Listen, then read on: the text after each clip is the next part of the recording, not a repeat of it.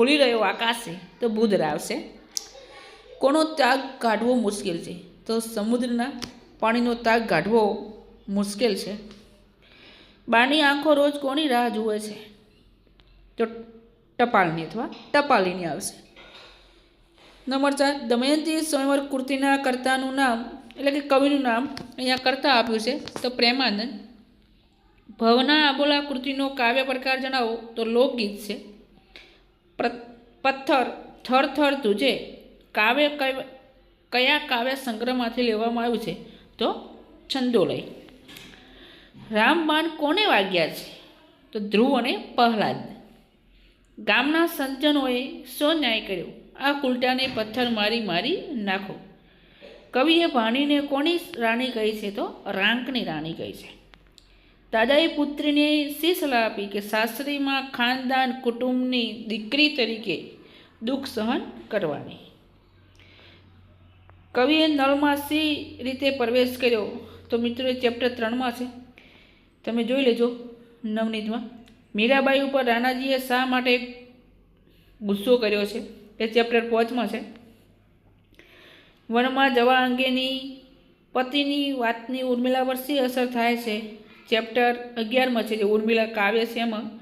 ઓલિયાએ ગ્રામજનોને શું કહ્યું તેનું પરિણામ શું આવ્યું? એ ચેપ્ટર 17માં છે. 15 પથ્થર થરથર ધ્રુજે કાવ્યનું શીર્ષક ચર્ચામાં છે મિત્રો. એ પથ્થર થરથર ધ્રુજે કાવ્ય 17 છે. બા એકલા જીવે છે કાવ્યને આધારે બાની વેદના એ ચેપ્ટર 20માં છે. બા એકલા જીવે છે. વિભાગ બી, અમરનાથ યાત્રા કયા સમયમાં સરળ પડે છે? તો અષાઢ કે શ્રાવણ આવશે મિત્રો. 17માં કાદમનું કમળ આવશે. 18માં પુસ્તકોના વાંચનથી. ખીજડીએ ટેકરે કૃતિનો સાહિત્ય પ્રકાર નવલિકા છે. યુધિષ્ઠિર યુદ્ધ વિષાદ કૃતિના લેખક જે ઉમાશંકર જોશી છે. અને મહાત્માના માણસ પાઠ શામાંથી લેવામાં આવ્યો છે? તો ઇન્કિલાબ જિંદાબાદમાંથી લેવામાં આવ્યો છે. બાળપણથી જ વિનોબાનું મન કયા બે સ્થળે જવાનું હતું? તો બંગાળ અને હિમાલય. લેખકે પ્રભાશંકરના કયા લક્ષણો દર્શાવ્યા છે? તો નિષ્પૃષ્ટતા, નિરાભિમાન જેવા લક્ષણો દર્શાવ્યા છે. મણિભાઈથી કઈ વાત સહેવાતી નહીં?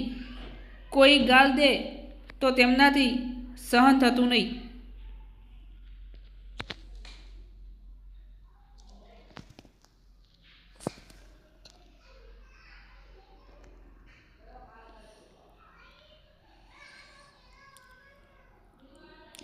ડૉક્ટર બાબા સાહેબના મતે બંધુતાનો અર્થ ભારતીયો વચ્ચે ભાઈચારાની ભાવના. ઉછીનું માગનારની નજર કેવી હોય છે? ચેપ્ટર 6માં છે.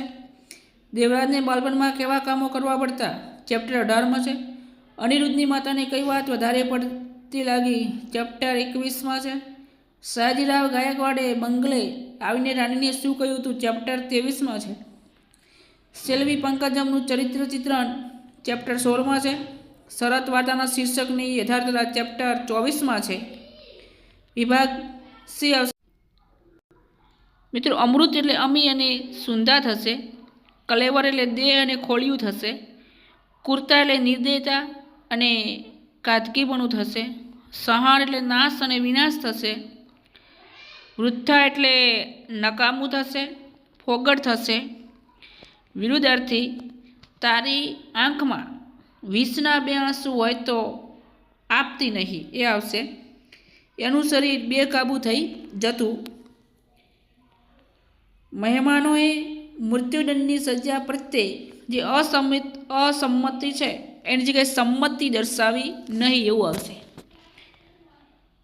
કારણ કે અસંમતિ દર્શાવી છે એટલે આપણે સંમતિ આવશે. આગળ જતાં અમારો માર્ગ એકદમ ઊંચાણમાં આવી ગયો, તો અહીંયા આવશે નીચાણમાં આવી ગયો નહોતો. ઊંચાણમાં આવી ગયો તો નીચાણમાં આવી ગયો નહોતો.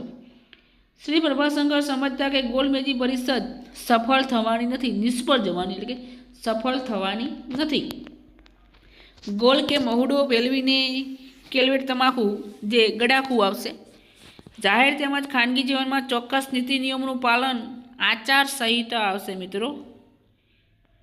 વેદોનો અંતિમ ભાગ વેદાંત સમુદ્રમાં જળ શોષણ કરતો મનાતો અગ્નિ એટલે વડવાનળ. સહાનુભૂતિપૂર્વક ખુશીનો ટેકો આપવો તે અનુમોદન. ડામ એટલે પગલું આવશે, હામ એટલે હિંમત આવશે. તળપદા શબ્દો છે. મિત્રો જો જોડણી છે તમે અહીંયા વિડીયોમાં નિહાળી શકો તો યુધિષ્ઠિર અને પ્રતિનિધિ અને દીકરો આવી રીતે આવશે. કેદીઓ પાસે જઈને એમની શાંત વાણી સાંભળીને વાક્યમાંથી વિશેષણ છે શાંત વાણી આવશે. ઉછીનું માગનારની ખાલી જગ્યા ખાસિયત હોય છે તો એક આવશે. મિત્રો આમાં નિપાત જ આવશે, ખાલી જગ્યામાં નિપાત પણ આવશે. પથ્થર બોલે છે બોલાવી જુઓ, બોલાવી આવશે કૃદંત. હારે તેને સૌને ખાજા ખવડાવવાની શરત હતી. બા દોડતી દોડતી બહાર આવી, દોડતી વર્તમાન કૃદંત આવશે. નીચેના રૂઢિપ્રયોગનો અર્થ આપવાનો છે. હાવ ફાટવું એટલે આફત આવી પડવી. પછી બીજું છે 60મો આગળ પાછળ ચિંતા ન હોવી. મિત્રો 58મો પ્રશ્ન તમારે કોમેન્ટ બોક્સમાં જવાબ જણાવવાનો છે. 61 મિત્રો એમાં જે વાક્ય છે જો અહીંયા તમને સુધારેલું છે, પછી પદક્રમની અંદર 63માં પણ ગોઠવેલું છે. 64 તમે અસત્ય ન સત્ય માની લીધું છે, કે તમે અસત્યને સત્ય માની લીધું છે. મિત્રો સાદા અને સંકુલ વાક્યો જે અહીંયા તમને વિડીયો તમે થોડીવાર થોભાવીને જોઈ શકો છો. વિભાગ ડીની અંદર પણ જે શીર્ષક છે એ દીવો અલ્પ મહાન એવું શીર્ષક આવશે. બીજા પણ પ્રશ્નો આપેલા છે અને આની અંદર પણ મિત્રો જે પોતાના આશ્રય જીવન જીવે છે